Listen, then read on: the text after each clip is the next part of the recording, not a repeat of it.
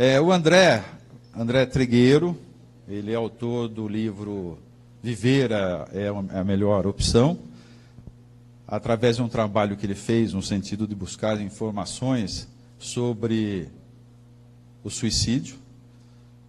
Esse livro está sendo vendido ao preço de R$25 e, ao final, ele pode autografar, certo, André?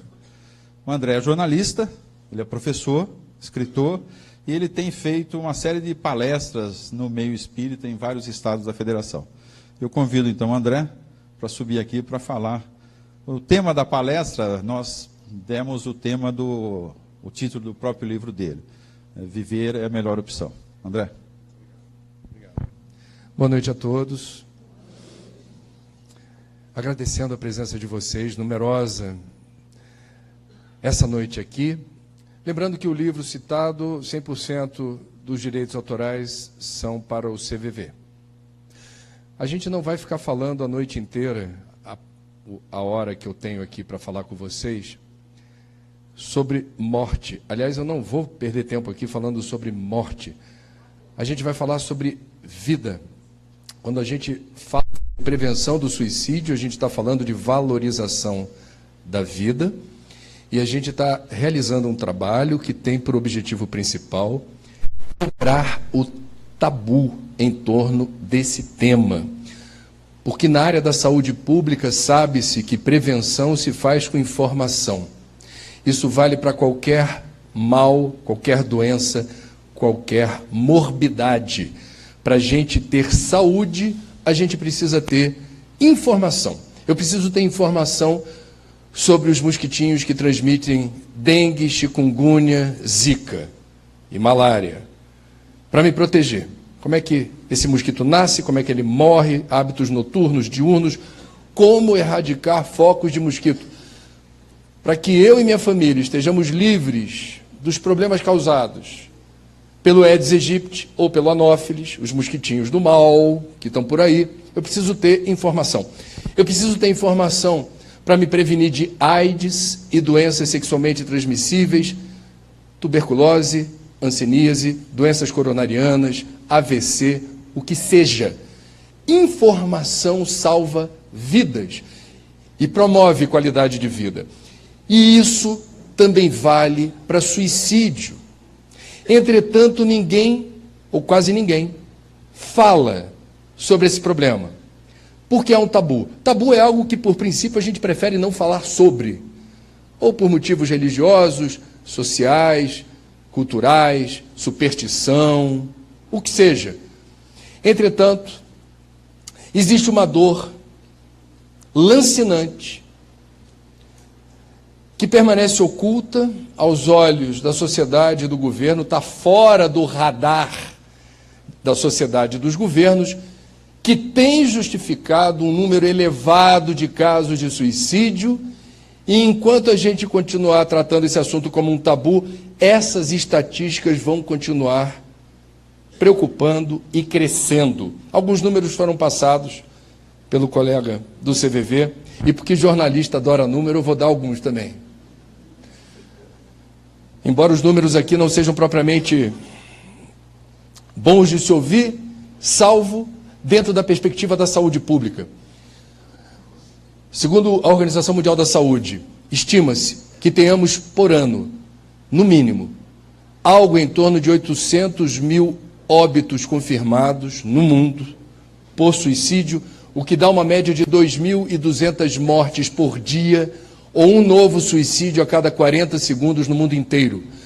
Há mais óbitos por suicídio no mundo do que óbitos por homicídio ou guerras e conflitos armados. O número de tentativas é 16 vezes maior. É algo trágico no mundo e a gente precisa virar esse jogo. No caso do Brasil, como foi dito, entre 32 e 35 óbitos por dia, crescendo entre os mais jovens. E o que precisa ser dito quando o assunto é suicídio? Em primeiro lugar, e isso é muito importante, em pelo menos 90% dos casos, os suicídios são preveníveis, porque estão relacionados a patologias de ordem mental, que são diagnosticáveis e são tratáveis. Vou repetir. De cada 10 casos de suicídio, pelo menos 9 são evitáveis, porque estão relacionados a psicopatologias diagnosticáveis e tratáveis. Enquanto o suicídio for um problema ou uma questão que só interessa a psicólogos ou psiquiatras, esse problema não se resolve. A gente precisa formar redes de atenção e de cuidado, como essa parceria entre a instituição que mobiliza as casas espíritas de São José e o CVV. Aqui não é um debate entre profissionais de saúde, aqui é a sociedade. E a gente está fazendo uso de informações, eu vou compartilhar algumas, que podem inspirar ações para reduzir drasticamente o número de casos. Dessas patologias de ordem mental associadas ao suicídio, a mais preocupante, a mais importante, chama-se depressão. Em pelo menos 33% dos casos confirmados de suicídio, quem comete suicídio experimenta depressão. Depressão não está mais na categoria de epidemia, é pandemia. Pelo menos 350 milhões de pessoas no mundo têm depressão e boa parte delas nem sabe que tem. E a gente precisa entender como se proteger e o que fazer diante de um quadro de depressão. Antes de falar de depressão, permitam-se separar depressão, que é uma coisa, de estado depressivo, que é outra coisa. Estado depressivo é da vida, faz parte da vida de ricos e pobres, ocidentais, orientais, quem acredita em Deus e quem não acredita, todos nós, por toda a existência, lamento informar quem não sabe, experimentará a sensação de estar numa montanha russa, em que há momentos de deleite, alegria, êxtase, paz de espírito, leveza, no alto da montanha russa, apreciando a paisagem. De repente, sem aviso prévio, o carrinho desce em velocidade, frio na barriga, puxaram meu tapete, perdi a saúde, perdi o emprego, perdi a mulher ou o marido, perdi a fé, perdi a esperança, perdi o humor, perdi a vontade de ser feliz. Todos nós, ao longo da existência, temos nossos momentos, digamos, menos evoluídos. E eles fazem parte. A felicidade não é desse mundo. E a gente tem que saber lidar com isso. E quem é espírita, graças a Deus, tem um manancial de informações e de obras que explicam a função da dor e do sofrimento na nossa vida. Outras religiões, para não dizer todas, explicam a seu modo a função da dor e do sofrimento. Todas as correntes filosóficas explicam a seu modo o que é a dor e o sofrimento. Cada um com o seu cada um. O fato é que vocês devem desconfiar se conhecerem alguém que não sofre. Não é humano. É um alienígena. É alguém que foi abduzido. Porque não é saudável fingir que não sofre. Pesquisem sobre o luto, quando a gente perde um ente querido, e há espíritas que acham que é um bom momento de demonstrar que tem fé raciocinada. E aparecem no velório com um sorriso de orelha a orelha, vestidos de branco. A morte não existe, leia Kardec. E consola todo mundo e acha que está tudo bem o tempo todo. Eu digo isso com o maior respeito. Nós, espíritas, que cultivamos a fé raciocinada, sabemos que a morte não existe.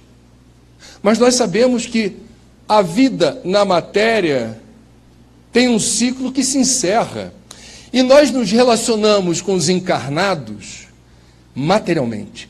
A gente abraça, a gente beija, a gente gosta de ouvir a voz, faz cafuné, massagem no pé, relacionamento íntimo. É bom saber que aquela pessoa está presente na sua resolução material. E ao longo de uma vida, anos ou décadas se passam e a gente gosta dessa presença. Ela é importante. Subitamente, essa vida transcende. A lagarta vira borboleta. E a gente continua aqui sem mais compartilhar a presença dessa pessoa na sua resolução física. Isso dói. Tem nada a ver com fé raciocinada. Não tem nada a ver com acreditar que a morte não existe. A gente vai sentir falta. E o luto o que é? É o tempo que a própria legislação trabalhista reconhece, você fica de licença no trabalho. Para quê? Para você se recompor, para você ter tempo de rearrumar as pecinhas no seu tabuleiro e saber como é que o jogo segue depois.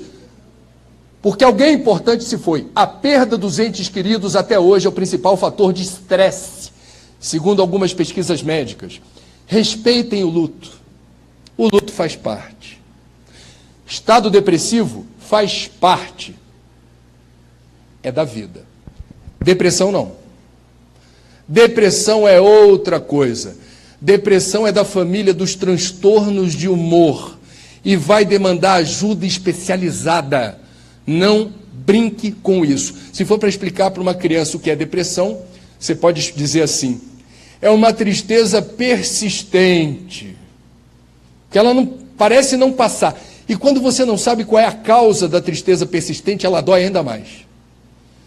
Que parece que do nada veio e do nada foi ficando.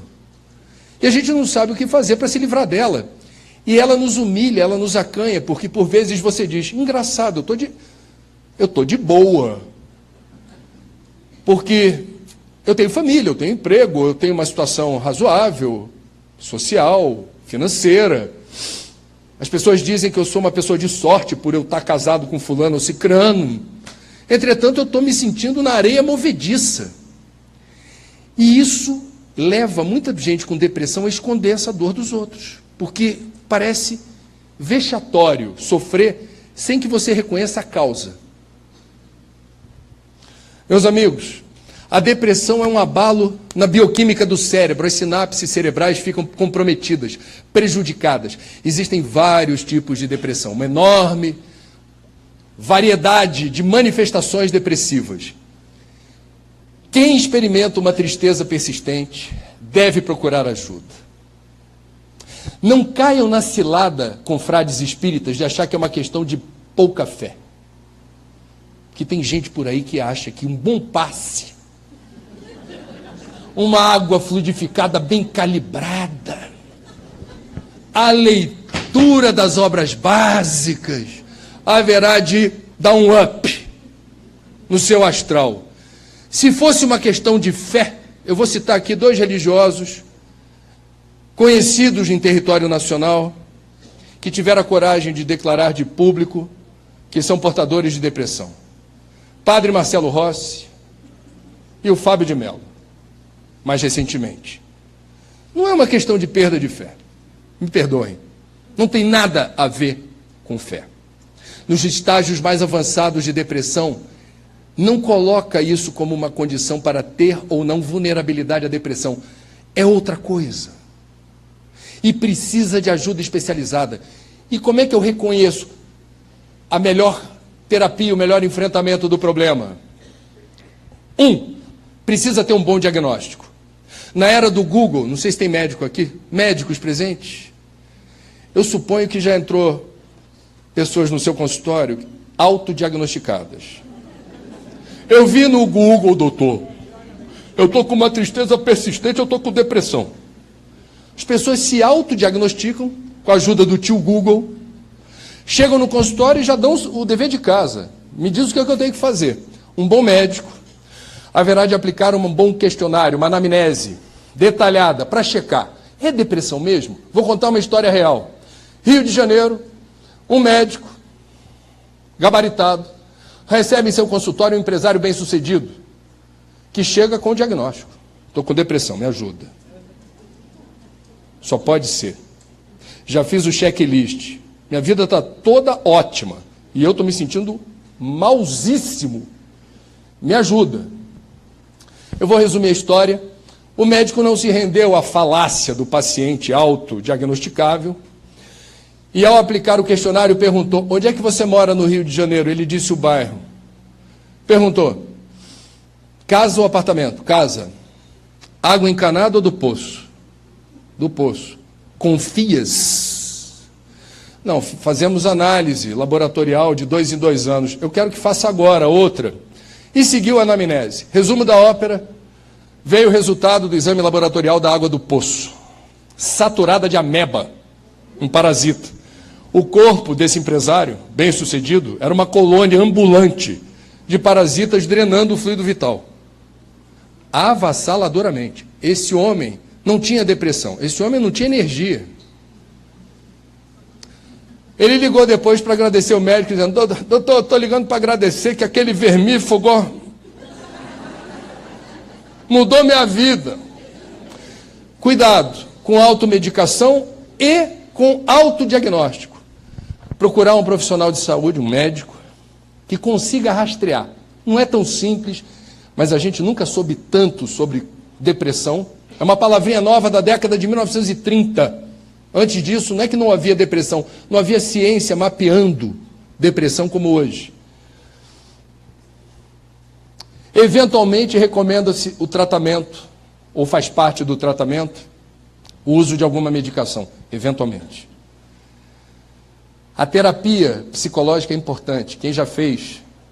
Eu sei que São José é uma cidade moderna, avançada, e não há aqui o preconceito de outros lugares do Brasil que dizem: psicólogo é coisa para maluco. Não é isso? Ok? Estamos falando a mesma língua aqui? Ou alguém ainda acha que só precisa ir para psicólogo quem... Isso é preconceito. Quem vos fala já recorreu a psicólogo 2 vezes e foi ótimo. O que faz o psicólogo? Ele é um facilitador. E ele usa a ciência psicológica com perguntas e provocações para revelar quem você é, e você não sabe quem você é, a partir do seu inconsciente, o lado oculto da sua lua. E certas perguntas trazem à tona seu verdadeiro eu. Até o dia que você, na catarse, declara em alto e bom som exatamente questões que atrapalham a sua jornada nessa encarnação e que você não tinha o menor conhecimento, porque você não se permitiu essa aventura do autoconhecimento tendo como parceiro um psicólogo, uma psicóloga. Ajuda, faz a diferença. Terceiro e último: fluidoterapia, passe magnético. Por quê? Porque todos nós temos um campo eletromagnético chamado psicosfera. E essa psicosfera está saturada de informações sobre quem você é. É a soma de todas as suas encarnações e é a frequência dos seus pensamentos e sentimentos que ficam estampados pela intensidade de luz ou de sombra. O design, o shape da psicosfera, a textura, o odor. A nossa sorte é que a gente não sente o cheirinho da nossa psicosfera, no mundo de provas e expiações ainda. Portanto, a psicosfera é você, é o seu cartão de visita. Desencarnei. Você chega no plano espiritual doido para bater um papo com o seu guia sobre várias questões. O seu guia: já sei. Captei. A sua psicosfera é o seu cartão de visitas. Nesse mundo, do jeito que está, e do Brasil nesse momento, vamos combinar, a psicosfera demanda cuidados. O que é o passe? O passe é uma transfusão de energias em forma de medicação extraída da natureza, manipulada pelos espíritos da casa, que encontra na boa vontade do médium o instrumento ou a ferramenta que permitem o saneamento básico espiritual. Lava-se, enxágua-se a sua psicosfera. E você, quem lê Martins Peralva, quem estuda a doutrina, sabe que a atitude de quem recebe o passe não é passiva. Para o passe fazer efeito, participe, não atrapalhando. Sintonia. um pensamento edificante, uma prece, uma paisagem deslumbrante para elevar a sua frequência vibracional e permitir que esse fluido medicamentoso tenha o alcance terapêutico desejado. Ao sair do centro, pensamento vigilante, Mestre Jesus, vigiai e orai. Um livro do André Luiz mostra o que acontece numa igreja na hora da comunhão. Um padre, um sacerdote, um homem com muita fé, que consegue fazer uma pregação emocionada e imanta, segundo André Luiz, as hóstias de luz. As hóstias ficam todas imantadas de luz. E André Luiz observa, nossa, que bonito! Ele transferiu para as hóstias a sua fé. E o povo na fila para receber a comunhão. Todas as hóstias imantadas de luz. Você se lembra dessa passagem? À medida que as pessoas vão, corpo de Cristo, abre a boquinha, hóstia. Em algumas pessoas, igualmente vibrando naquela frequência de fé, de emoção e de devoção, a luminosidade da hóstia penetra no corpo físico e esparze essa luz por dentro. Em outras pessoas que estão ali oportunisticamente dizendo, hoje é dia de zerar o meu estoque de imperfeições, já confessei, já rezei, agora estou na fila, mais uma semana de trégua. A hóstia luminosa se apaga na boca. Não houve sintonia, a frequência não era compatível, não fez efeito. Mal comparando, é disso que estou falando. Depois da depressão, segundo fator de risco suicida, uso de drogas lícitas ou ilícitas. Quando a gente fala droga, a gente logo pensa nas ilícitas. Maconha, crack, cocaína, êxtase, por aí vai. Entretanto, droga é qualquer substância que tenha o poder de alterar o metabolismo do seu corpo. Um cigarro altera? Muda a frequência cardíaca, muda a pressão arterial. É droga. Bebida alcoólica e por aí vai. E temos as drogas das farmácias, que devidamente indicadas, propiciam qualidade de vida. Então, cada caso é um caso. Droga, em geral, significa substância com a capacidade, o poder de alterar o metabolismo. Por que é o segundo fator de risco? Perdão, suicida. Porque a droga gera o seu efeito metabólico, e quem procura na droga trégua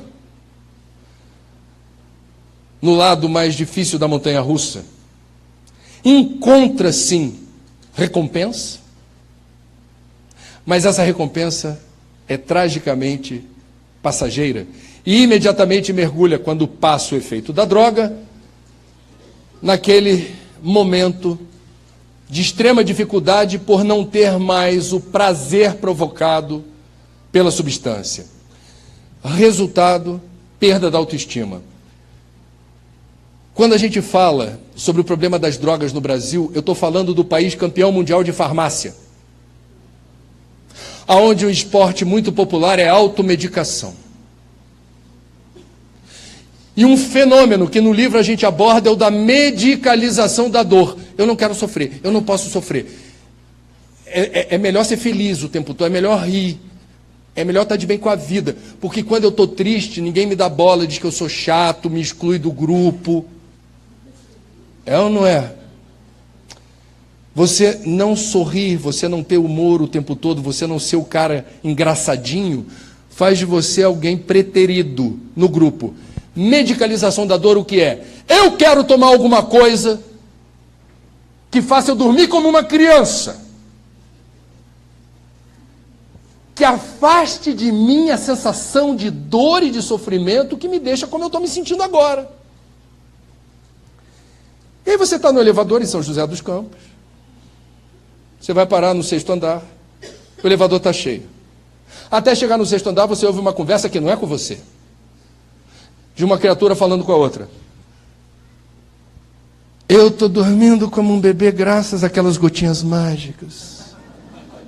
É outra pessoa, que bom, eu também estou tomando, delícia. E você, curioso e sofrendo, lamenta que elas não falaram que gotinha zero. Abre antes do 6º andar, antes do seu andar, e a pessoa das gotinhas sai. Você hesita e sai junto. Não sabe o que vai falar, mas você obstinadamente tem que obter a informação. É essencial. Interrompe a pessoa e fala: desculpa, você não me conhece. Eu ouvi o que você falou no elevador, pelo amor de Deus. Que gotinha é essa? Certas medicações, eu vou citar uma delas e não estou fazendo merchan, porque eu não estou elogiando. O Clube do Rivotril. O Clube do Rivotril, assim de sócio atleta, eventualmente faz uso, ou em boa parte dos casos, sem indicação médica, sem o devido cuidado. E em sendo uma droga que altera o metabolismo, essa é a armadilha e por isso aparece em segundo lugar como fator de risco suicida. Toda droga, se altera o metabolismo, por princípio pode causar dependência. Tabagista inveterado, alcoólatra, qualquer droga pode causar dependência. E remédio pode causar dependência, se altera o metabolismo. Certas medicações, a dependência pode causar dano a um aplicativo que todos nós temos e que a gente tem que valorizar muito, que ele é fundamental na nossa rota de navegação em todas as encarnações. Esse aplicativo é o nosso Waze espiritual. É o seu livre-arbítrio. Quem tem livre-arbítrio não sabe o tesouro que possui. Porque quem é dependente químico, quem é viciado, não tem livre-arbítrio. Porque está sob o jugo de uma substância que vai reclamar todo dia o pedágio. Você acorda todo dia sabendo que é questão de tempo, tem que pagar um tributo. Isso não é liberdade. Isso não lhe garante autonomia de voo. E você perde a autoestima. Eu vou sair do território das causas principais de suicídio, porque vem transtorno de personalidade, esquizofrenia, bipolaridade, tudo isso é diagnosticável e tratável. E cuidado com preconceito quando diz assim: vou ter que tomar remédio de tarja preta. É perfeitamente possível tomar medicação severa e ter qualidade de vida. Ah, mas eu não estou conseguindo fazer isso ou aquilo bem feito com essa droga, com esse remédio. Acredite, possivelmente você está no lucro. Eventualmente há um efeito colateral que você diz: mas eu não tinha isso antes. Faça a conta. Está melhor ou pior? Cada caso é um caso, não estigmatizem. Toda droga tarja preta por princípio. Saindo do território das principais causas associadas a patologias de ordem mental, no livro a gente avança na direção das doenças sociais. Um dos pais da sociologia, Emile Durkheim, no século XIX de Kardec, foi contemporâneo de Kardec, lançou um livro chamado O Suicídio. Durkheim é o pai daquela frase usada por aí, a granel: o homem é produto do meio. No livro Consolador, Emmanuel, pela psicografia de Chico, reconhece que o meio ambiente, o meio social, o lugar onde estamos transitando no planeta, exerce enorme influência naquilo que somos. Porque nós somos seres sociais. Hoje, sábado, 20:50. Apenas no dia de hoje, se você fizer uma regressão espontânea de memória e lembrar o que foi o teu sábado até agora, do momento em que você acordou, se você leu ou não jornal, viu ou não televisão, ouviu ou não rádio, leu um livro espírita ou não, que cenas você viu na rua, que conversas você teve em casa, que músicas você ouviu, tudo isso, acredite, determinou o que você está sentindo e pensando agora. Nós somos esponjas ambulantes. Eu estou falando de um dia, sábado. Imaginem ao longo de uma existência, quantas influências os outros, familiares, amigos, vizinhos, colegas de trabalho, desconhecidos, determinam sobre nós. Pensem nisso, porque isso é fato. E é nisso que os sociólogos se calçam para dizer: boa parte da minha visão de mundo, do meu maior ou menor otimismo, da minha maior ou menor esperança, também é determinada pelo meio social em que eu estou inserido. Ah, mas eu sou espírita, fé raciocinada. Você pode morar com alguém que começa o dia e diz assim: vai sair, vai chover muito. Você não viu a previsão do tempo, né? Melhor não sair. Você vai para o Rio de Janeiro, melhor ir para a Síria. Quem chega lá é questão de tempo ter bala perdida. Não há solução. Você viu a última do Temer? Esse país não tem jeito. Acabou o Brasil. Nenhum político presta. E começa. Não sei se vocês conhecem alguém com esse perfil. Você pode não concordar em nada com o que ele está dizendo, mas é difícil você admitir, ou você dizer, que essa pessoa, em maior ou menor grau, não determinou algum tipo de influência sobre o seu momentum.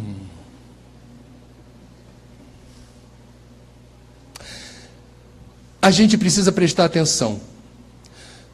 Por exemplo, num país como o Brasil, eu vou citar um fator social de risco existencial. Nós vivemos num país muito vinculado ou identificado com os valores patriarcais de uma sociedade machista, em que o homem não chora. Essa semana eu estava no QG da Polícia Militar do Rio de Janeiro fazendo palestra sobre prevenção do suicídio, numa plateia lotada como essa, repleta de praças e policiais.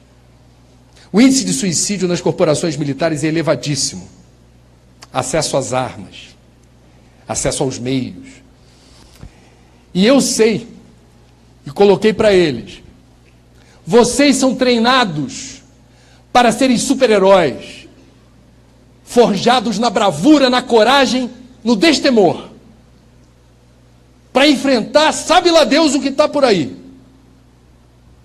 E esse treinamento, tragicamente, faz de uma pessoa que, porventura, registre um quadro de depressão, alguém fraco, alguém que não foi forte o suficiente. Eles se matam. Você educa a criança no Brasil dizendo assim: você é homem, não chora, engole o choro, isso não é cor de homem, rosa não é cor de homem. E por aí vai, vocês sabem como é. E o que acontece quando a pessoa, sem renunciar ao fato de ser homem, não se identifica com os valores de um casamento heterossexual? Eu me orgulho de ser espírita, entre outras razões, porque eu sei que nessa doutrina nós não discriminamos homossexuais, bissexuais ou transexuais. Porque nós não fazemos juízo de valor moral pela orientação sexual, mas pelo uso que faz da sua sexualidade.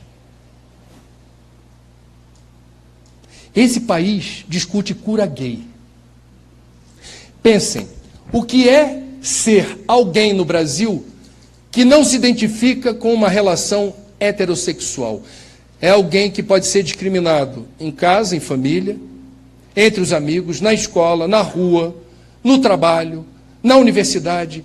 Em algum momento essa pessoa, premida por várias circunstâncias outras, dolorosas do dia a dia, pode se sentir ainda mais debilitada e vulnerável por perceber que, além dos problemas corriqueiros que todos nós enfrentamos, não me aceitam como eu sou. Isso é fator de risco social. É uma pressão a mais para dizer para o planeta que eu quero descer. Aqui não é para mim. É a falta de sensação de pertencimento. Ninguém me quer, ninguém me aceita como eu sou. Ainda querem que eu me cure disso. Eu estou dando um exemplo. O outro poderia ser: o mundo inteiro está envelhecendo. A notícia não é ruim, não. A gente está vivendo mais. Qual é o problema? Não sei em São José, mas na maior parte das cidades brasileiras, inclusive o Rio de Janeiro, as cidades não estão preparadas para acolher os idosos. As letrinhas das placas, do número do ônibus, são muito miudinhas. As ruas, o calçamento, não favorece. Não há programas culturais voltados para a terceira idade. É muito difícil. Não obstante, questões inerentes à idade avançada, que vão demandar sempre um exercício espiritual que todas as faixas etárias determinam em nós. Cada idade traz o seu desafio evolutivo. Todas as idades. Inclusive aquela que precede o desencarne. Eu já perco a força física, eu já perco a audição, já não está a mesma coisa, visão. Eu já tenho que prestar atenção nos remédios. Porque se isso fosse verdade, eu não estaria aqui. Boa parte dessa plateia, provavelmente também não. Então vamos lá. Não é a dor lancinante de uma desilusão amorosa que justifica por si o ato trágico do autoextermínio. O que haverá de dizer o suicidólogo? Essa foi a causa prevalente, a mais importante. Vamos rastrear a vida dessa pessoa e vai querer saber como é que foi sua infância. Principalmente de 0 a 7 anos, quando a gente tem a maior demanda de apoio, de assistência, de ajuda, é quando se forjam o caráter, a personalidade da criança. Você teve colo, afeto, amor, carinho, conversas olho no olho, atenção absoluta. Ah, André, você está dizendo que quem teve uma infância com amor não se mata. Não estou dizendo isso. Mas eu estou afirmando, de acordo com os estudos dos suicidólogos, que o fator de risco é menor. Um outro detalhe importante: esse que se matou alegando desilusão amorosa possuía alguma crença numa força superior. Eu nem vou chamar fé, nem vou chamar Deus. Vamos deixar no genérico. Alguma crença numa força superior. Porque quando a gente crê numa força superior, o ímpeto de se matar, ele precisa antes eliminar etapas. Você vai conversar com essa força superior. Você vai negociar com ela. Você é humano. Estou sofrendo pra caramba. Não estou vendo luz no fim do túnel. O que eu faço? Primeiro eu vou falar com o andar de cima. É natural que seja assim. E cada um fala de um jeito. Há quem pague promessa. Não sei em São José qual é o ritual clássico de pagar promessa. No Rio de Janeiro é subir de joelho a escadaria da Penha, ó. Aparecida do Norte, aqui na Dutra, tem também os seus tributos pagos a pagadores de promessa. Por pagadores de promessa. É uma forma de você lidar com impossibilidades. Existem certas correntes cristãs que pregam a necessidade de você gritar com Deus. Grita! Fala alto! Para ele escutar! Eu já vi isso. Sabe aquela madrugada zapeando? Aí você vê uns programas assim de fé. E o cara berrando no microfone. O microfone já é feito para não berrar, né? Quer dizer, ele já está... O camarada berrando diz assim: grite! Não deixa de falar. Cada um com seu cada um. O espírita não pode fazer isso. Por quê? Porque a gente é reencarnacionista. Nós sabemos que existe a lei de causa e efeito. Quem leu Divaldo deve ter prestado atenção numa mensagem do espírito Marcelo Ribeiro, que diz assim: não somos outros espíritos. Somos os algozes do passado, travestidos de vítimas do presente. Melhor não gritar. Você negocia antes. Alguém vai dizer, André, pessoas de fé não se matam? Se matam. Mas acreditar numa força superior reduz o fator de risco. Não elimina o risco, reduz.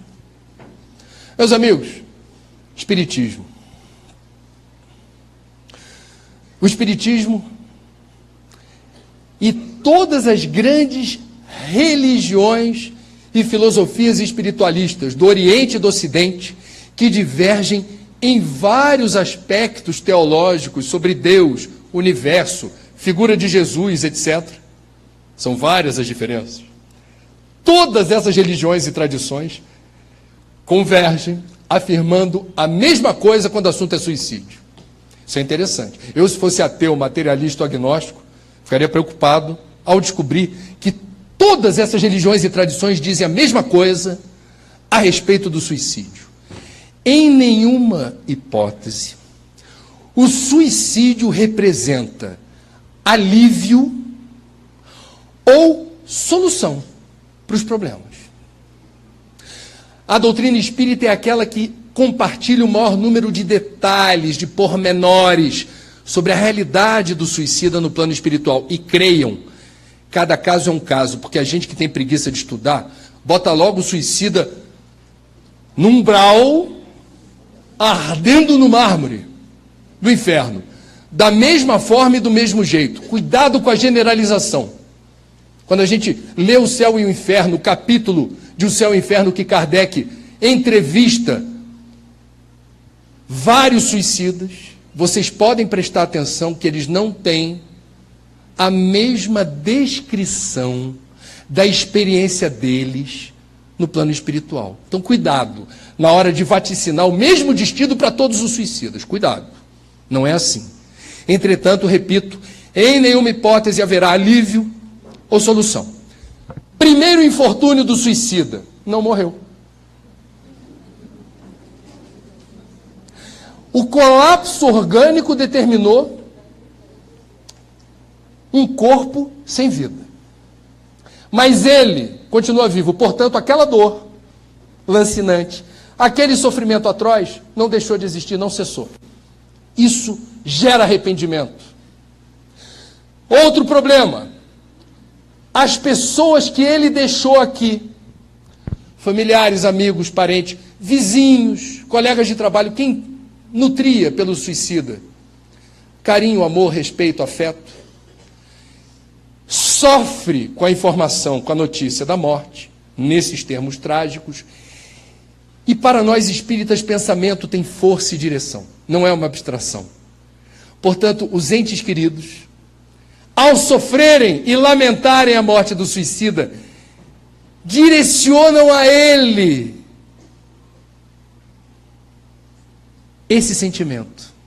E isso parecem flechas ou petardos que alcançam e agravam o estado de dor e de sofrimento do suicida. Um outro problema, esse maravilhosamente descrito por Dona Ivone Pereira em Memórias do Suicida. Alguém haverá de perguntar, poxa, André, você disse que não há castigo, não há punição, mas como é que explica a dificuldade do espírito do suicida se desvencilhar do corpo físico inerte? Que é o que acontece. Em primeiro lugar, antes de falar de Dona Ivone, essa vinculação ao corpo de carne não é exclusividade dos suicidas. Uma pessoa profundamente materialista, profundamente apegada ao corpo, agora nós temos o metrosexual. Malhação de segunda a segunda, tatuagens, fazer sobrancelha, implantes, e eu não posso deixar de ter pelo menos 4 ou 5 espelhos dentro de casa para ver se eu estou bem. E eu consagro boa parte da minha energia, do meu fluido vital, apenas para moldar, embelezar, sofisticar aquilo que São Francisco de Assis chamou de jumentinho. O que é o jumentinho, nas palavras de São Francisco de Assis? Ele merece cuidado, ele merece amor, porque ele é a ferramenta, é o instrumento é a carcaça que suporta mais uma vida aqui, me ajudando a realizar o meu projeto evolutivo. Você pergunta para um espírita, qual a razão de viver? Em uma palavra. Por que estamos aqui? Em uma palavra, qual seria a resposta? Evoluir. Para que serve isto daqui? Para me ajudar a seguir viagem. É o meu jumentinho. Agora, se eu dou um banho de beleza todo dia no jumentinho, compro os melhores shampoos para jumentinho, faço depilação no jumentinho, tatuagem no jumentinho, compro ração premium todo dia para o jumentinho morreu, eu vou junto. Eu vou junto, minha vida inteira foi cuidar do jumentinho. Então vejam, alguns de nós aqui, eu não sei se com vocês acontece, comigo acontece, às vezes eu fico preocupado, amanhã eu tenho que viajar às 6 horas da manhã. Eu programo a minha mente com a minha preocupação. E vou acordar, se não às 6, 5 para as 6. Na literatura espírita a gente sabe que nós podemos programar o apagar da consciência no momento em que a gente desencarna, porque nós somos materialistas ferrenhos, a morte é a morte. Você pode se programar um desligamento compulsório dos seus sensores em função disso. Pode acontecer. Cada caso é um caso. Qual é o problema do suicídio em relação ao abalo orgânico que determinou a morte do corpo? Diz Dona Ivone Pereira, em Memórias de um Suicida: todos nós temos uma programação de vida. Essa programação é definida antes da nossa encarnação e estabelece um determinado prazo de validade. Todos nós temos um prazo de validade. Ele é negociável. Pode ser estendido, pode ser precipitado, mas existe um planejamento. Um grupo de 12 a 14 pessoas antes da nossa encarnação meticulosamente definiu um projeto. Em que lugar você vai reencarnar? Será filho de que pai, de que mãe? Qual será o seu código genético nesta encarnação? Em que país vais reencarnar? Brasil. Em que lugar do Brasil? Rio de Janeiro. E a gente às vezes acha que isso é obra do acaso. Einstein dizia: Deus não joga dados.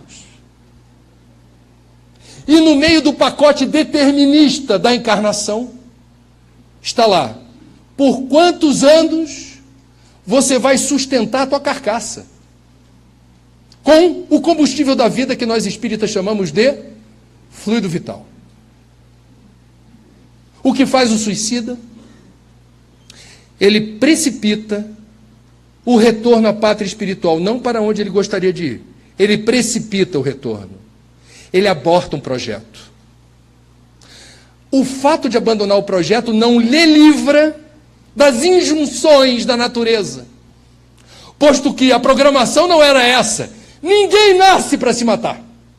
Nenhuma única folha de uma árvore se desprende antes da hora certa para acontecer.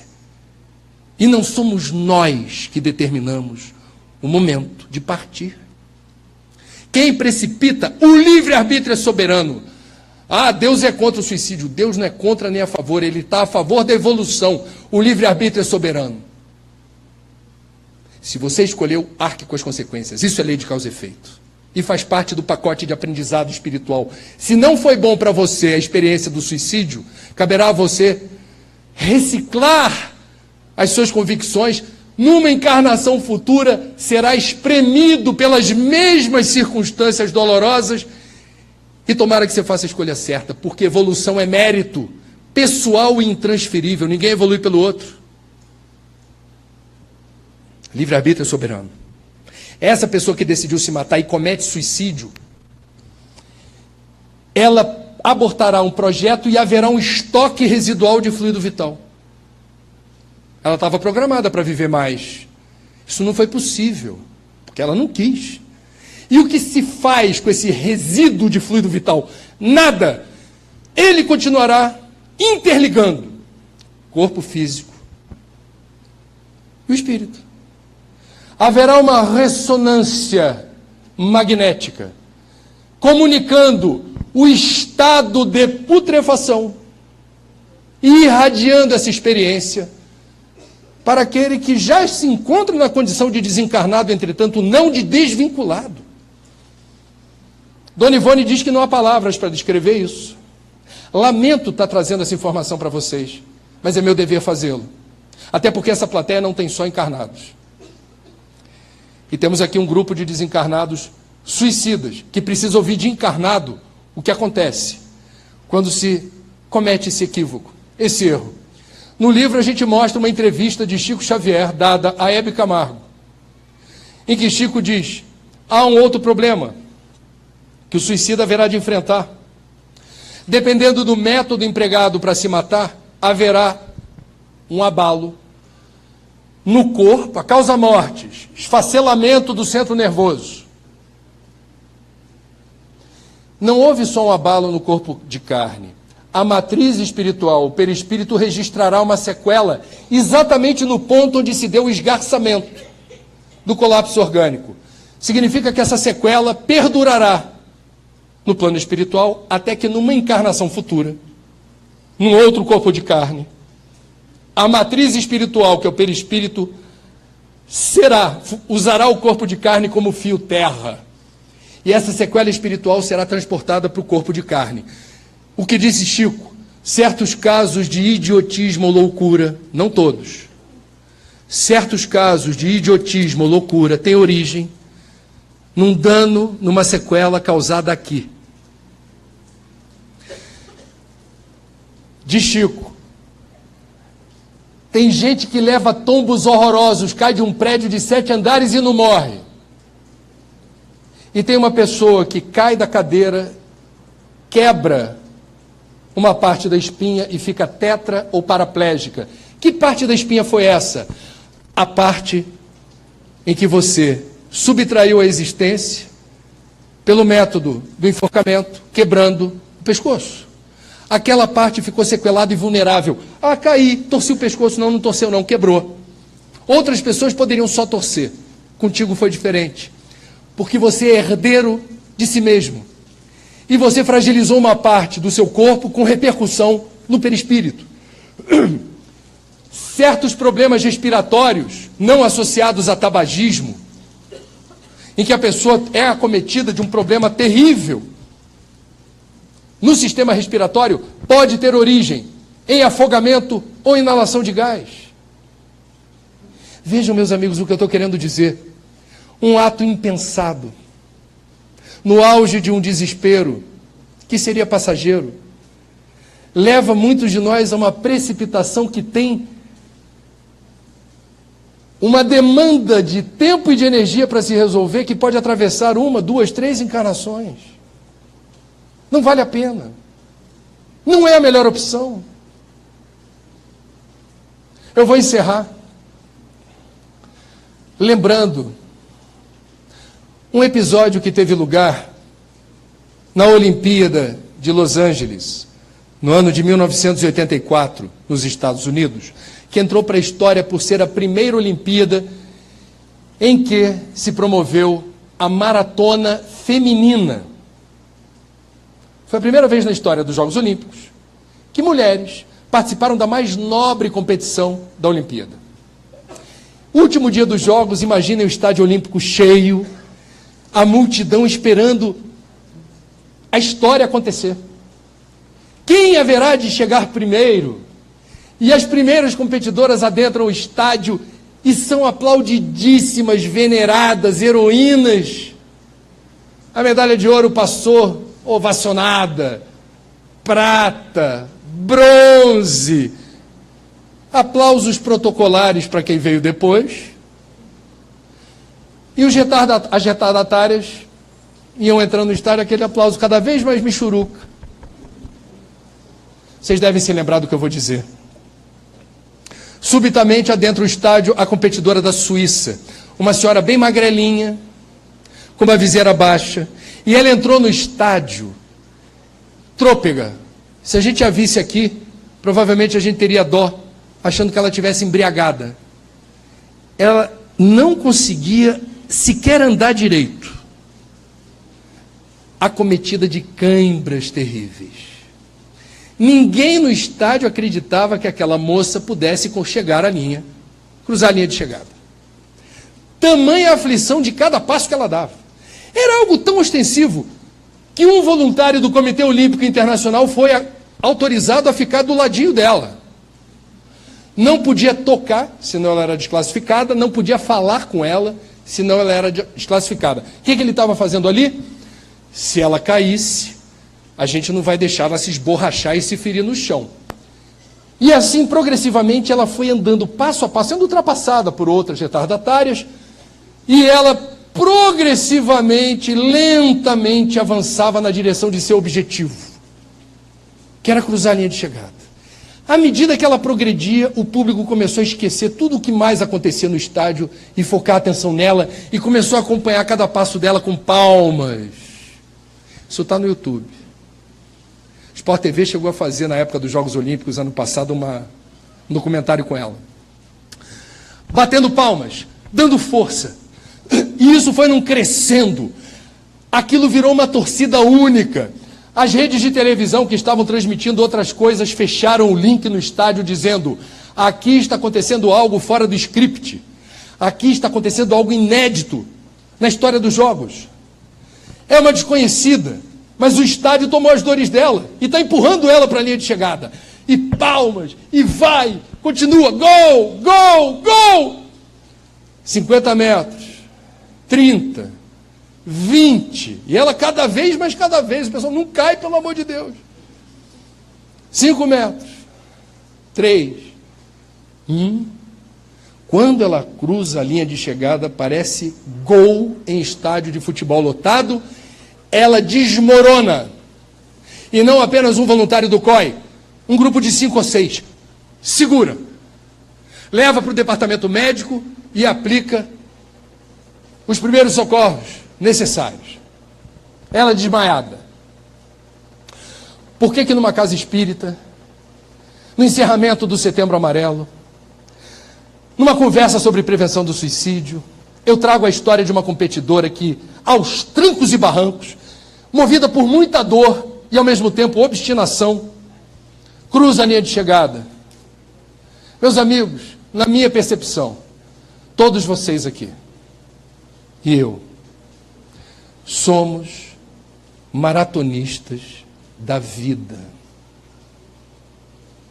Como essa atleta da Suíça, em vários momentos das nossas existências, nós somos acometidos por cãibras metaforicamente expressas nos momentos de desânimo, desespero, ansiedade, angústia, desesperança.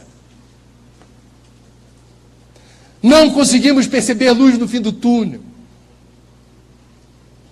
Como espíritas, procuramos a tal da fé raciocinada, que Deus é esse, eu estou me sentindo sozinho. Como é que isso foi me acontecer? Eu sou tão caridoso, sou voluntário no centro, na biblioteca, faço palestra, evangelização, e isso me acontece. Que Deus é esse? Cadê o meu guia? Cadê o meu mentor? Se lembra do voluntário do COI? Os nossos guias fazem a mesma coisa. Eles estão sempre por perto. Nunca estamos sós. Eles sempre estão por perto, acompanhando cada passo. Eles não podem tocar. Eles não podem falar. E por que não podem? Porque evolução é mérito pessoal e intransferível. Você tem que cruzar a linha de chegada com os próprios pés. Ele está lá, dando força, intuindo, eventualmente aparecendo em desdobramento, dando uma força, mas o mérito é de cada um de nós aqui. Nós precisamos cruzar a linha de chegada. Nós precisamos ser aquilo que André Luiz chamou de completista, que é quem cumpre o planejamento. O que a espiritualidade quer de nós não é perfeição. É que a gente faça apenas e tão somente o que está ao nosso alcance. Creiam, não é pouca coisa. Portanto, meus amigos, para nós espíritas, no Setembro Amarelo, não basta cruzar a linha de chegada sozinho. Para nós é importante perceber quem está na raia com a gente, fraquejando. Porque fé raciocinada não é para qualquer um. É uma condição ímpar para completar a jornada. Façamos bom uso dela, não apenas em nosso proveito. O espiritismo não é autoajuda. Desculpa. Espiritismo não é literatura de autoajuda. Espiritismo ajuda a ajudar. Fora da caridade não há salvação. Ainda que acometido de cãibra, lembra que há alguém em situação pior. Usa a fé raciocinada para estender a mão e ajudar esse outro a cruzar a linha de chegada contigo. Porque o jugo é leve, o fardo é suave. Nenhuma dor e sofrimento é maior do que o destino luminoso que está guardado para todos nós, que é cruzarmos a linha de chegada juntos, cumprindo missão. Sejam felizes nessa encarnação, porque ela é nobre, num momento de transição, onde há tanta dor, sofrimento, desespero, pânico, perplexidade. Para nós, espíritas, é um momento nobre da nossa existência, o mérito de estarmos encarnados no mundo de hoje. Que façamos bom uso dos nossos talentos, lembrando que espiritismo, repito, não é literatura de autoajuda. Obrigado pela atenção.